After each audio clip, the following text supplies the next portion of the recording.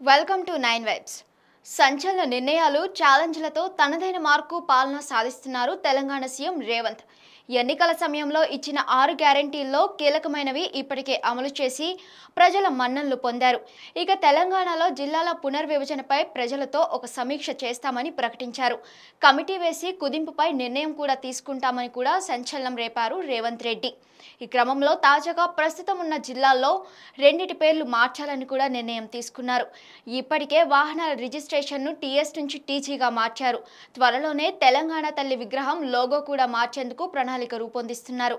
ఈ క్రమంలో 2 జిల్లాలకు కొత్త పేర్లు కూడా పెట్టాలని నిర్ణయించారు. తెలంగాణ ఏర్పాటు సమయంలో కేవలం 10 జిల్లాలే ఉండేవి. రాష్ట్రం ఏర్పడ్డాక అధికారంలోకి వచ్చిన బీఆర్ఎస్ పాలనా సౌలభ్యం కోసం జిల్లాలను పునర్విభజన చేసింది. 10 జిల్లాల తెలంగాణను కేసీఆర్ లక్కీ నెంబర్ 6 వచ్చేలా 33 జిల్లాలుగా ఏర్పాటు చేసింది.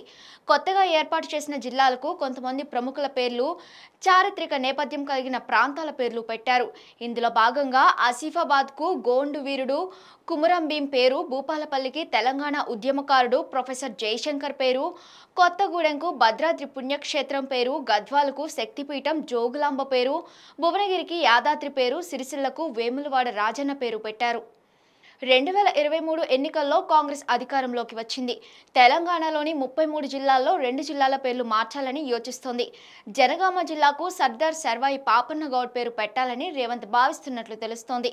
ఇక ఉమ్మడి వరంగల్ జిల్లాలోని ఒక జిల్లాకు మాజీ ప్రధాని భారతరత్న పివి నరసింహారావు పేరు పెట్టాలని కూడా సూచనాప్రాయంగా అంగీకరించినట్లు సమాచారం. త్వరలోనే ఈ మేరకు గెజెట్ విడుదల చేసే అవకాశం ఉన్నట్లు తెలిపింది. For more updates stay tune to 9 vibes.